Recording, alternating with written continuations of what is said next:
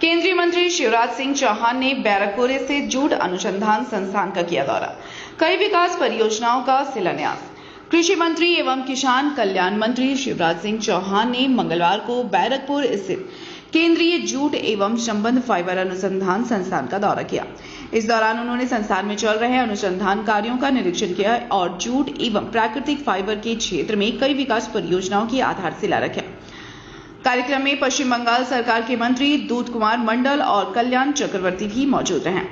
दौरे के दौरान केंद्रीय मंत्री ने संस्थान के वैज्ञानिकों के साथ बैठक कर जूट की उन्नत किस्मों के विकास, आधुनिक कृषि तकनीकों और किसानों की आय बढ़ाने से जुड़े विभिन्न शोध कार्यों की जानकारी ली। उन्होंने अनुसंधान परियोजनाओं का अवलोकन किया और वैज्ञानिकों के प्रयासों की सराहना की। साथ ही संस्थान परिसर में चल रहे प्रायोगिक परियोजनाओं का भी निरीक्षण किया। शिवराज सिंह चौहान ने कहा कि जूट और अन्य प्राकृतिक फाइबर पर्यावरण के अनुकूल है तथा भविष्य में प्लास्टिक के बेहतर विकल्प के रूप में इनकी उपयोगिता और मांग बढ़ेगी।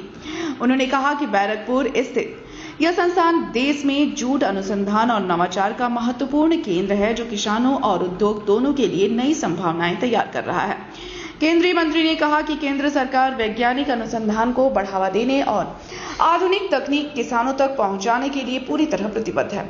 सरकार का प्रयास है कि जूट उत्पादक किसानों की उत्पादन लागत कम हो, उन्हें बेहतर गुणवत्ता वाली फसल मिले और बाजार में उनकी उपज का उचित मूल्य सुनिश्चित हो। कार्यक्रम के दौरान विभिन्न विकास परियोजनाओं के शिलान्यास के साथ जूट उत्पादन, अनुसंधान और तकनीकी विकास को लेकर विस्तार से चर्चा की गई। अधिकारियों ने उम्मीद जताई कि इन परियोजनाओं से जूट क्षेत्र को नई गति मिलेगी और किसानों को प्रत्यक्ष लाभ पहुंचेगा। जूट के उत्पादन से जुड़े हुए हैं और जूट से बनने वाले रेशे से जो चीजें बनती उसके मिलों में 4 लाख मजदूरों को रोजगार मिलता है। हमारा जूट का ये संस्थान जूट का उत्पादन कैसे बढ़े, नई किस्में कैसे आए, लागत कैसे घटे और जूट के अलावा बाकी लिनियन जैसे रेमी जैसे रेशों पर भी और क्या काम हो, उसके लिए रिसर्च और शोध करता है। यहाँ जो किसानों की समस्या है, एक तो जूट के दामों में उतार चढ़ाव की बात बताई। इस बार रेट बहुत अच्छे हैं, तो उस समस्या के लिए भी काम करेंगे। दूसरे, जूट से रेशा निकालने में पानी में कई दिनों तक उसको 25 दिन कम से कम सड़ाना पड़ता है और पानी भी अगर बंधा हुआ रहता है तो क्वालिटी पे अंतर आता है।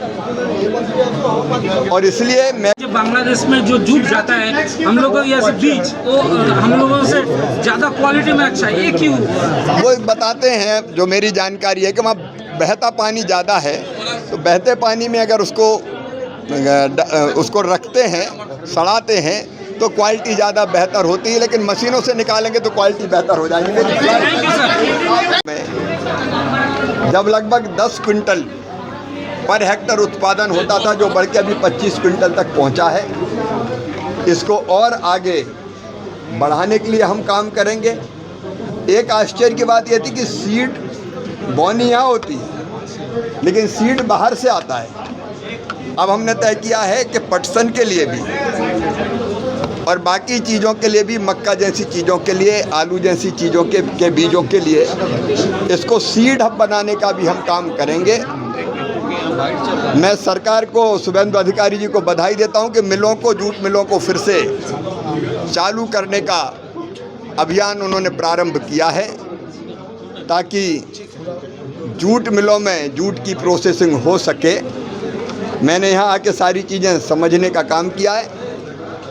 इस संस्थान ने कई बहनों को ट्रेनिंग देके रोजगार से भी जोड़ने का काम किया है, सेल्फ हेल्प ग्रुप बना के। तो इस अच्छे काम के लिए भी संस्थान को बधाई देता हूँ। बैरकपुर से ब्यूरो रिपोर्ट, PVTV न्यूज़।